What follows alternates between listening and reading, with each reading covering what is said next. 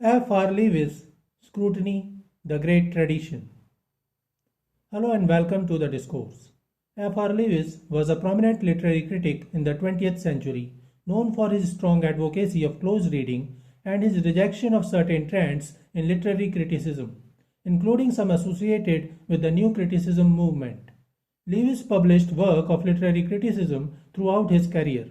He started with books on English poetry and later turned his attention to the English novel.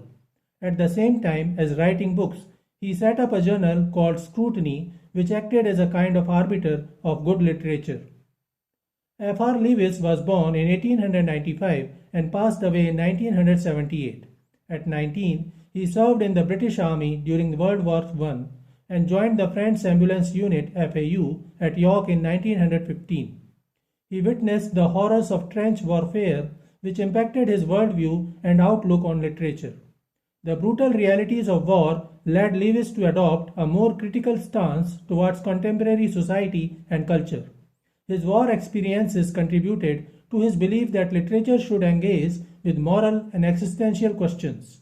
He focused on the cultural malaise he perceived in society, criticizing the rise of materialism and mass culture.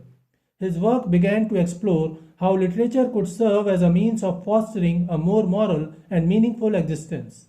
His experiences led him to prioritize close reading and an appreciation for literary quality in his teaching at Cambridge. F. R. Leavis and the American School of New Criticism. F. R. Leavis's contributions to literary criticism highlight the interplay between textual analysis and cultural context. While he shares some principles with New Criticism, his emphasis on the moral role of literature and its societal impact distinguishes his approach. While New Criticism emphasized close reading while minimizing authorial intent and historical context, Leavis emphasized the author's perspective and the cultural context. New critics stressed that the meaning of a text is found within the text alone. However, Leavis opined that the meaning is shaped by both the text and its relation to society. He never adopted and was explicitly hostile to a theory of the poem as a self-contained and self-sufficient aesthetic and formal artifact, isolated from the society, culture, and tradition from which it emerged. Leavis advocated for the moral and cultural value of literature. He married Queenie Roth in 1929 and strengthened the Cambridge School of New Criticism with her and Elsie Knights. Scrutiny, a literary journal. Scrutiny was established in 1932 by F. R. Leavis and his colleague Elsie Knights. Leavis's wife, Queenie Roth, also worked as a contributor and co-editor of Scrutiny. The journal aimed to provide a platform for serious literary criticism and to promote a moral and ethical approach to literature. It focused on the close readings of texts, emphasizing literary quality and the importance of context. As an editor, Leavis championed a moral seriousness in literature, arguing that literature should reflect the complexities of human experience. He believed in the value of high culture and was critical of popular and mass culture. Elsie Knights was another prominent contributor and served as an editor alongside Leavis. Knight was particularly interested in Shakespeare and English drama, contributing significantly to the understanding of dramatic literature. Queenie Roth contributed numerous articles and essays focusing on literature, education, and cultural criticism. Leavis used Scrutiny to criticize the Bloomsbury Group, whose members included Virginia Woolf, E. M. Forster, John Maynard Keynes, Vanessa Bell, and Duncan Grant. Scrutiny emphasized the need for rigorous literary standards and often dismissed the Bloomsbury Group's work as being too abstract or elitist. Scrutiny favored literature that engaged with social realities and human experiences over the more introspective and abstract tendencies found in much of Bloomsbury's output. Scrutiny critiqued the Bloomsbury Group's perspective on modernity and society, arguing that their privileged backgrounds led to a disconnect from the broader social issues of the time. Leavis and his followers believed that literature should address the moral and social challenges facing society.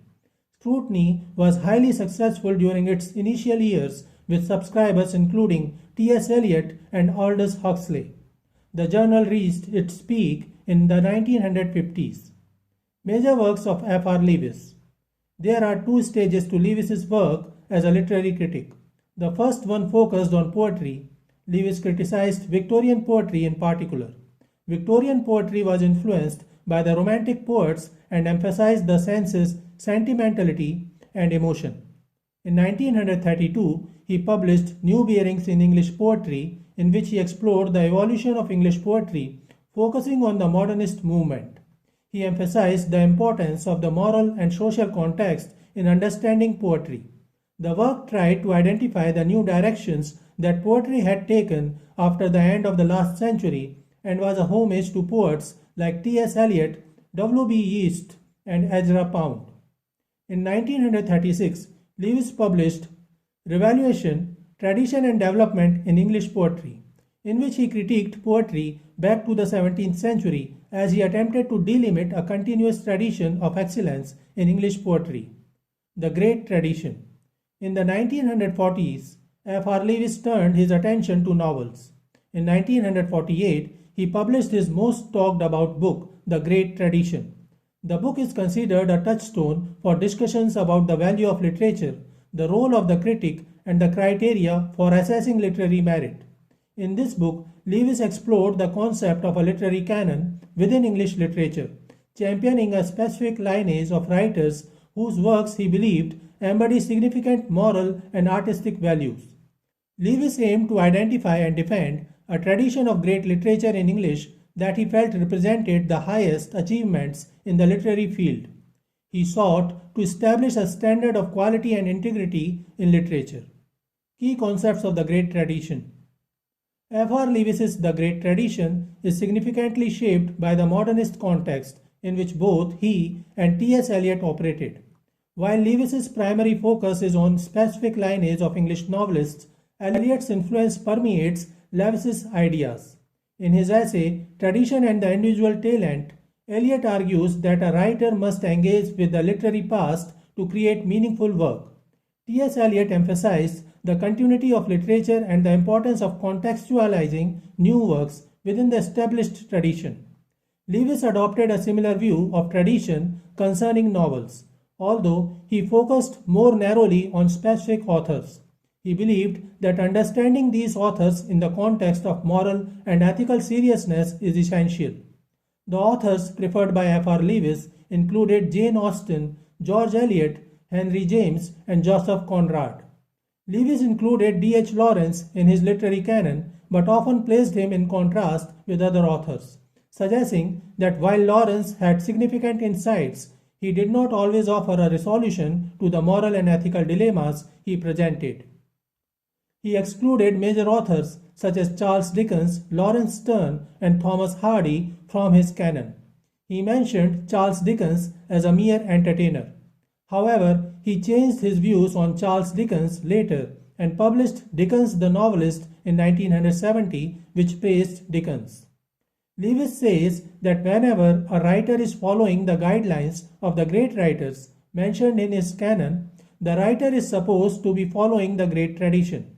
He believed that Jane Austen was the center of English tradition, and anyone following her guidelines was also following the great English tradition. He says that he included George Eliot in his canon because Eliot was always indebted to Austen. He also says that he excluded Charlotte Bronte and Anthony Trollope from the canon because of their lack of appreciation of Austen. Leavis, like T.S. Eliot and Matthew Arnold, argues that we can only approach a text with a set of standards, and if the text matches the set of standards, we can ascertain that the text is great. A text cannot be claimed to be great by only analyzing the text. Greatness cannot be found within the work. It is only by comparing it with other works that we can actually ascertain the greatness. He believed that a literary work has a comparative rather than inherent value. It is similar to Matthew Arnold's touchstone method, which is a comparative literary criticism technique that uses short passages from the works of great poets to evaluate other works. Leavis argued that literature should engage with moral and ethical issues. The preeminent evaluation criterion of F.R. Leavis's The Great Tradition is the moral purpose. If a work is teaching moral views, only then it can be considered great. So this is it for today. We will continue to discuss the literary theory of English literature and literary criticism. Please stay connected with the discourse. Thanks and regards.